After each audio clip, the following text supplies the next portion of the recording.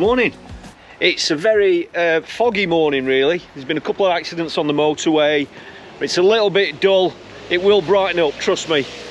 I'm here today on the lovely Sprotbrough stretch of the River Don. It's about 15 miles away from where I live. We had a lot of rain last night where I live, but I'm not quite sure if that's affected by this catchment area. So I'm expecting the river to have a little bit of extra water in it. I'm going to get the barrel loaded up and I'll see you up at the peg.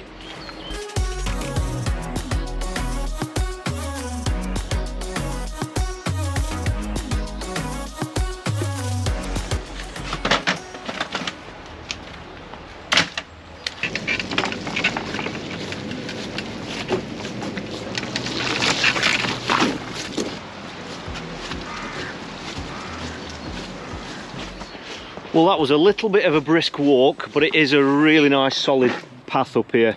This is where they have the matches. This is Sprotbrough, and these first one or two pegs here, they don't usually peg them, and that's because it's on a bit of an inside bend, and when there's extra water in, these can be hot pegs purely because they're on the inside of a bend. So this half of the river, or certainly this third, is usually steadier water, so that's why they don't peg it, because this can be where the bream kind of shoal up. All right, so this is a peg I've never fished before. The last time I was here, I think I fished peg 4, I think it was, which is the next peg just there. I was here about 2 months ago.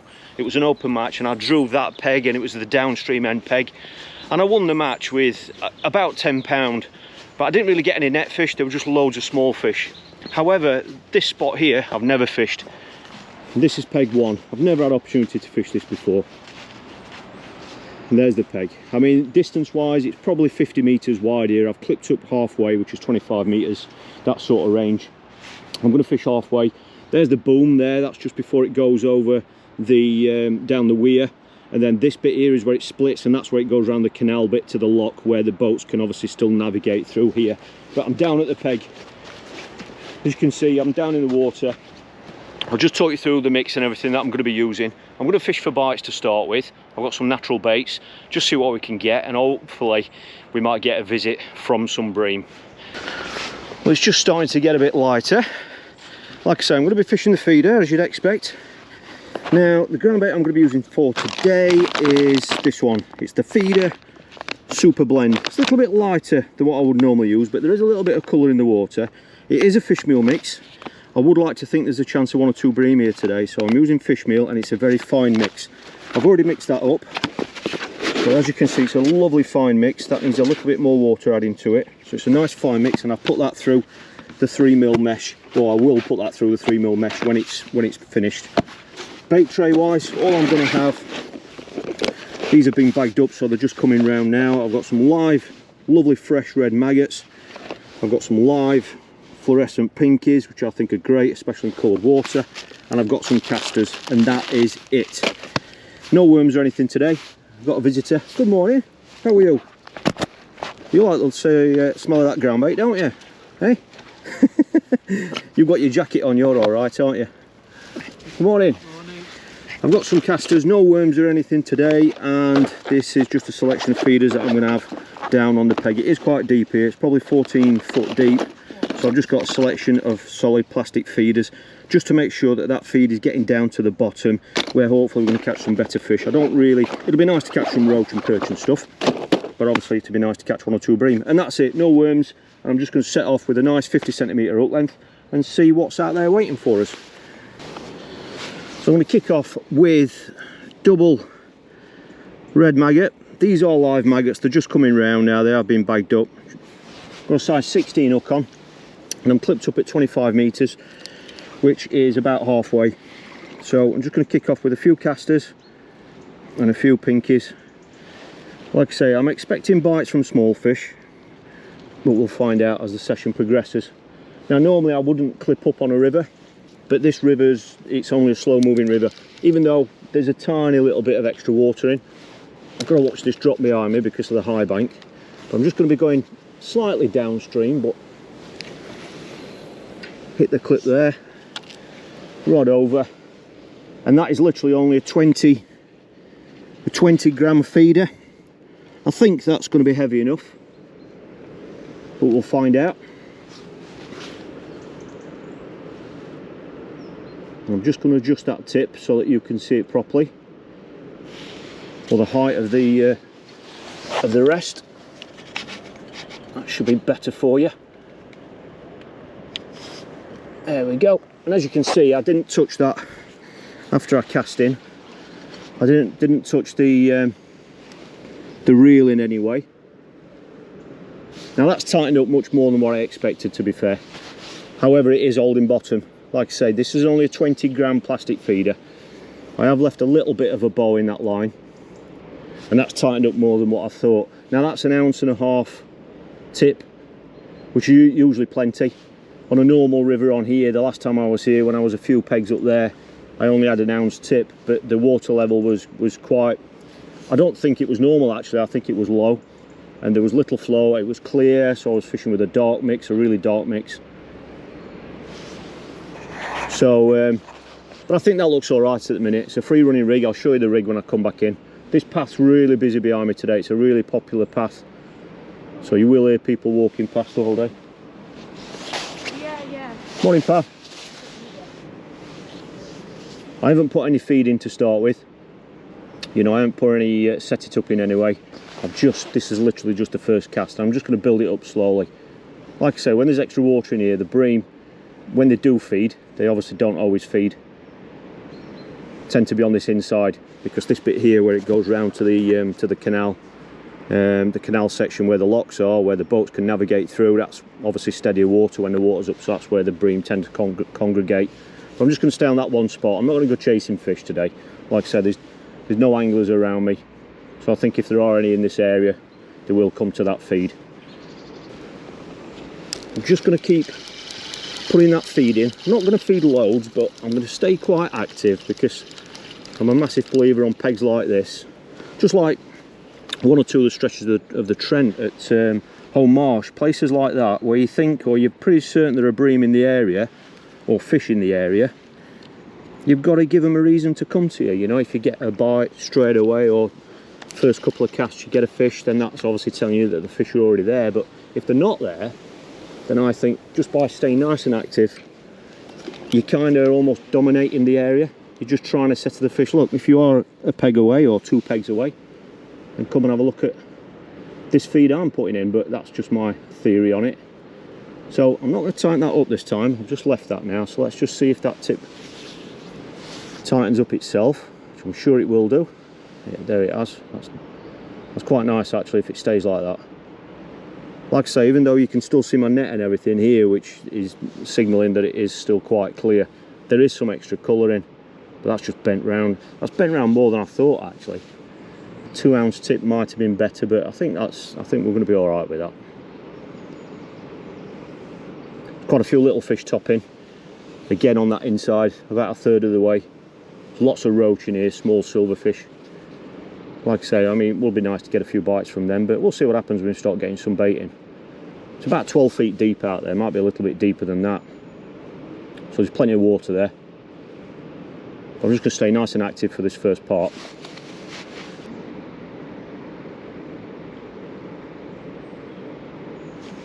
Not like a tiny indication then, small fish, a small fish rattle. Oh, quick bite but nothing there.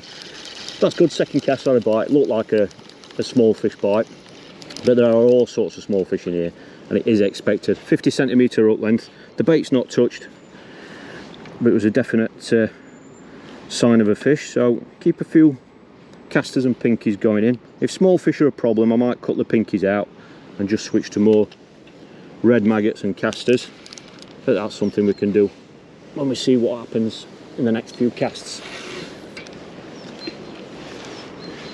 Lovely compact feeders these, I really like them. The cast lovely, side weighted, but they've got a nice ripple, if you want to call it that, on the bottom where you can see, which are great for gripping the bottom. That's why they're good if you're fishing on shelves and slopes and stuff, you know, if you're fishing up to islands. Just helps sit on the bottom that little bit better. So I've still only got 20 gram on. I think that's going to be about right. I don't think I need to go any lighter than that. I mean, I've fished on here when the river is in its normal state, and you know, you can hold bottom with 10 gram, no problem. There we go. That's a slower bite, and we've hooked it. How about that? That feels an half decent fish as well. Slow fish. I'm fishing mono. This is £6 mono. No shot leaders. There's nothing fancy about the rig today. It's just a free running rig, which I'll show you. One of the things I've been told about this spot here is that because this is an inside bend, you can get lots of debris on this inside, and that's why I've been told to be very cautious if I ever drew here. This is a good fish. Is don't fish too short, because that's where all the snags are. Looks like a lovely big skimmer. Look at that, beautiful start. Let's see if we can get him. Just a size 16 hook, that's all I've got onto 013 bottom. What a brilliant start. Look at that for a beautiful fish. Look how silver he is as well. Look at that for a beauty. He's in fantastic condition. Look how silver he is. Lovely start. Double red maggot. Putting his fins up for you. Let's pop him in the net. He's not as cold as what I thought. The water is absolutely freezing. When I put the box in the water and I tightened the legs up, it really caught me off guard how cold the water was. Fantastic start. Let's hope he's not alone. So there's no need to change anything. Other than, if we do get any indications now, we might be confident that it's a proper fish and not a small fish. That first, I mean, the first bite I had, it did look like a small fish rattle. But obviously that was a different bite entirely, as you saw. Double maggot again. This is a free running rig. I'll just show you the rig quickly. It's just on there's American snap link swivel there, but it's the one with the built-in bead, the matrix ones, and that's just free running. And I've just got a stopper there, a rubber stopper, and then a 50 centimetre hook length. So there's no need to change anything. A few casters. I want to feed enough to keep them there, but we don't want to feed them too much, because, you know, we don't want to be spending ages for a bite. But as you saw, that bite was very quick indeed. I always like to clean that slime off. I don't like to leave the slime on the hook length. But that was a quick bite, and one of the issues on here, just like we've had on deep waters, is that sometimes the fish might be up in the water, and sometimes that might be why you get a quick bite. But the other reason might be just because they nailed it straight away, because there's not a hell of a lot of feed down there, and they picked your hook bait out so quickly. Hey, upper.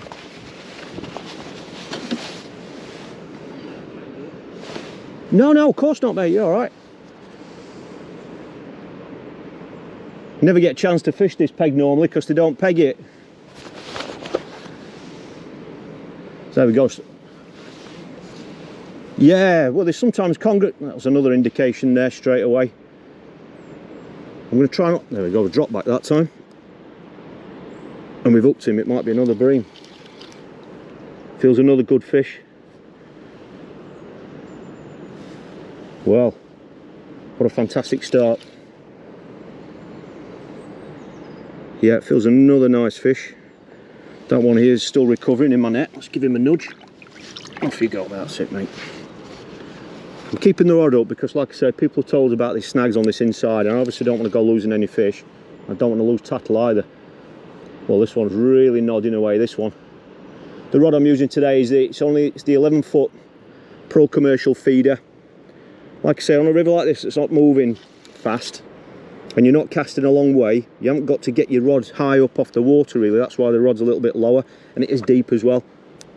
You don't need such a long rod, and it's only a 25-metre cast. So I find 11 foot's perfect on certainly on this venue, but any venues like this. This feels a bigger fish, this one. I don't really know how big the bream going here. I mean, I had some success on here with the team as well. I fished with Team Dons in a winter league. We ended up winning the league, and but that was middle of winter. It was really hard, but the biggest fish I caught that series was about 1.5 pounds, but on some sections that's all you needed to win your section. There we go. Even bigger fish, this one. Let's get him. Well, absolute textbook start. He's bigger. Look at that one. Looks like he's taken the hook bait well down as well. It's having a bit of a tussle. Oh no, the hook's just there. Just get the disgorger on him. Always use a carrier disgorger. That's it, it's come out easy. We'll just hold him up for you. Just put my rig safe, don't want that getting tangled up and caught. Put the rod on there. There we go, let's hold him up for you. Bigger than the last one, very chunky fish. Typical river fish, look how round it is. Much heavier that one, that's probably, I bet that's probably 4 pound that one. It's quite thick set around the stomach as you can see. Really healthy looking fish. Well, what a start, let's get him in the net, see if there's any more out there.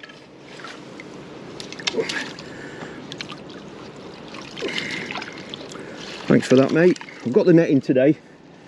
It's only going to be a short session, but that's because I was hoping we'd catch a few and I could just kind of show you what's in this river. I mean, it's a lovely stretch. I've never pleasure fished here before. I came here once and did a feature with Dean Barlow a few years ago for Champions Team Germany. I was actually filming the feature. Dean was fishing. We walked right up to the 40s. That was a bit of a hot spot at the moment. At the time we were fishing it, so we walked right the way up there. It's a long walk. But yeah, he caught a few, it was good. But other than that, I've never pleasure fished here in any way. It's just been, I've fished about 8 matches here, that's all. But it can be dominated with float fishing because there are so many small fish when the river is in its normal state and there isn't colour in it. It can be dominated, or it's usually dominated with small fish. So the pole can be really good. Stick float, waggler, depending on the flow of the river. So the float lads really do well here in those conditions. But obviously when there's a bit of colour in it, you have a chance of winning on the feeder. No need to change anything. I mean, I wasn't sure if we'd catch any today, but to catch 2 in the first 3 casts is just incredible. So it's showing us that there are some fish there. So I've just got to monitor the feed now. You don't want to get greedy, but you obviously want to keep catching them. So I want to feed enough just to keep them there. But I don't want to feed too much, just in case there aren't as many there as what we think. I thought the sun might have broken through by now, but there was lots of fog on the motorway coming here today. There's loads of cloud cover, so it's a bit of a dull day for filming, but the fish are obliging. Quite often these are the better conditions, certainly for bream, especially on these rivers that can, there we go, that was an indication. Let's have him. We've got him again, another one. Just didn't want to snatch at that too early. Last thing you want to do when there's bream there is prick, you know, is prick one. I mean, we've seen it on so many venues where if you just prick one like that, it just spooks the shoal and you can go an hour without a fish or the rest of the session. Feels another good fish. This one's just gone to the left a little bit.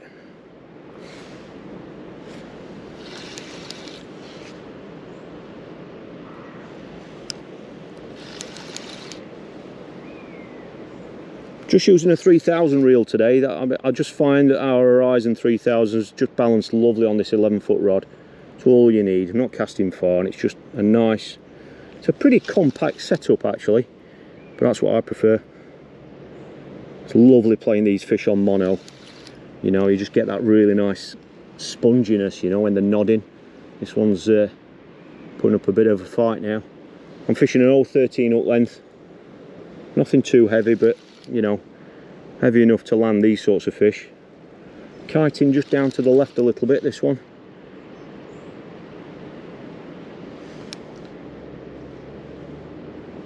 This is where you see the difference in these river bream, you know, they tend to be different from the stillwater bream. The stillwater bream tend to be a little bit longer, sometimes thinner, but these river bream are a little bit rounder and generally fitter because obviously they're used to living in flowing water. And the great thing with river bream is that even in winter, when bream can and the fish slow down and shut up shop in still waters, they can just lay there. But on rivers, they've generally got to. There's another good fish. Look at that one, a little bit bronzer. This one. They've generally got to keep swimming, you know, got to keep moving. So that's why river fishing can be great in winter. There we go. Let's have him. Another beautiful fish. Very heavy fish that. That's 4 pound, that's a 5 pounder I reckon, that one. Look how thick set that is. Hook's just in the corner of its mouth. Well, I'll just put my rig there out of the way. Let's hold him up for you because he's such a beautiful fish. There we go, look at that. Stunning fish. Let's hold him properly for you. Look at that, you can see the thickness. Look how thick he is across the stomach. Look how healthy that is. Beautiful fish. You could soon rack away to those up if they got their heads down. Not very active, as you probably noticed when I'm holding those fish up. Usually they're flapping about, and but obviously it's cold water now. It is winter, the water's really cold. The air temperature on the van this morning when I got out of the van down there on the car park was 8 degrees, which is a little bit milder than it has been, but like I say, because it's been so mild, we've had this cloud, and so we've had quite a bit of rain over the last few days. The match was won here last week with, I think it was Steve Lowther that won the match. I'm not sure what weight he had, 16 pounds, something like that I think. But I think all the top framing weights were all on the feeder because the river was, there was a foot extra in the river, and it was rising while they were fishing as well, which is obviously not ideal, but that was a typical scenario when the bream and skimmers have fed. So the lads that fished, you know, do well on the feeder could compete because, you know, they weren't catching all those nets of small fish like they often do on the float. So I'm not going to change anything, just go back out and we'll see if there are any more waiting for us. No need to change a thing. Just watching these overhanging trees a little bit on that cast. That's another reason why this shorter rod's good.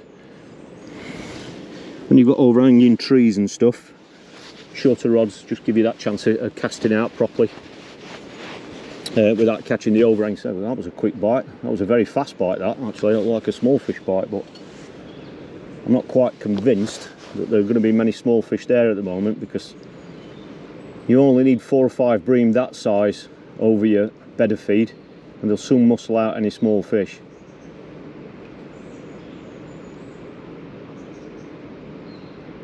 There we go, quick bite. I'll wait while it's on. I want to make sure. I'd rather miss the bite than risk pricking one and spooking the shoal and ruining the swim, especially when I've only got one line, one swim. It's not like I've got another area I could go to and rest it. There we go, let's hit him. No, nothing there. I didn't feel comfortable at hitting that one, but there were faster bites. So those were a different kind of bite altogether from the last, well, the 3 bream that we've caught. The bait touched, the bait's not touched actually, which is interesting. So this is where you've got to watch things now, because, you know, what I am feeding might be good for right now or for that first 20 minutes, but it could change, you know. Sometimes the bait you're putting in will draw in other fish like roach or fish that you're not necessarily after. So it's just a case of monitoring it, you know. If it does change, then I might have to change what I'm doing.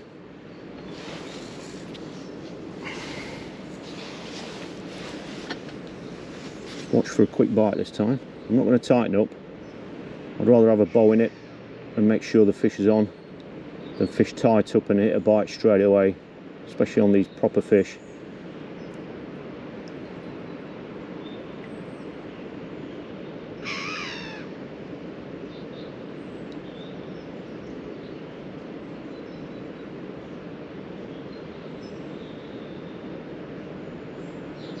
The last time I was here, like I said, I won the match, but I was literally catching fish this sort of size.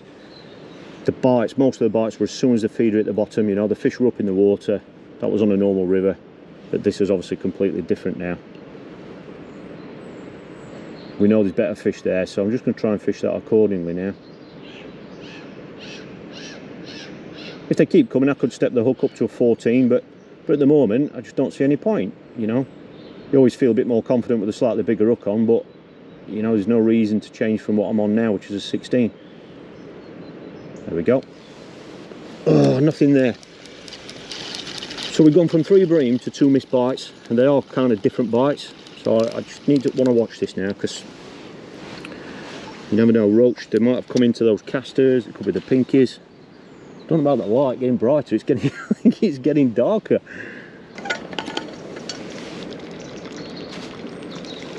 Just went for the flask.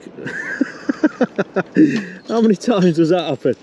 I went for the flask and I got the most positive bite I've had for about 6 casts. And I pricked it as well. I don't think it was a bream, I don't know. I don't know. And the maggots, yeah, obliterated. Typical, go for your flask, you get a bite. I couldn't wait any longer, I needed a coffee. Not going to change anything, I'm just going to keep going. I'm sure that those bream will come back and muscle out these smaller fish. That wasn't a really small fish actually, I mean I pricked it, but it did feel a decent fish.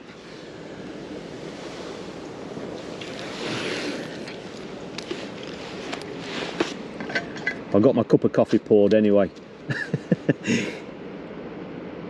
It's just trying to come a little bit lighter now. That might affect the fishing. I guess we'll find out.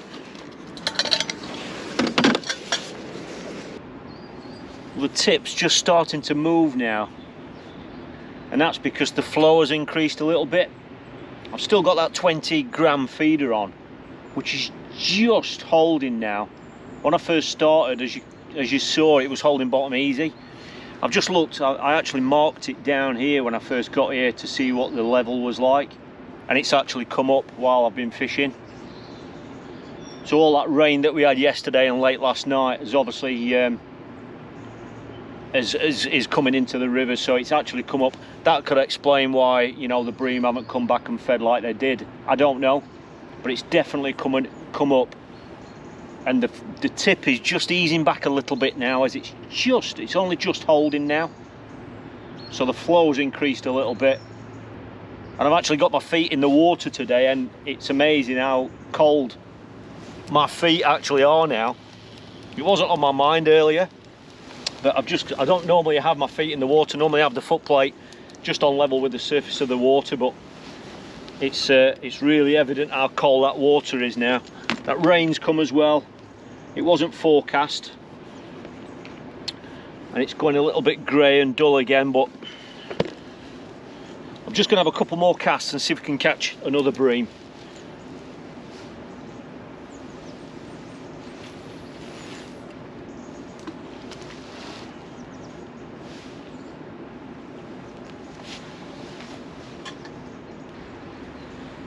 First bolt of the day coming down.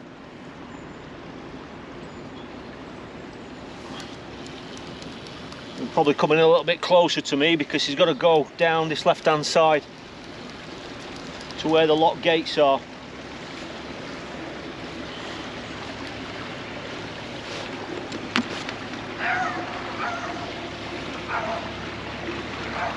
Just going to be about right on my line, that, where the feed is actually landing on the bottom.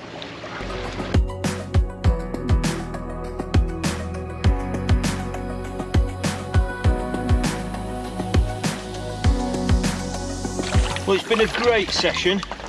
Yes, the small fish came in and they've been a little bit dominant. I haven't fished for the small fish, as you know, but it's nice to know that they've been there, and had I fished with smaller baits, I'm sure we could have caught loads of small fish. But I think it's safe to say that the stars of the show were these beautiful fish, these bream that we caught early on. This one's probably the biggest. It's a good 5 pounds. Stunning fish, absolutely, and the water's freezing cold.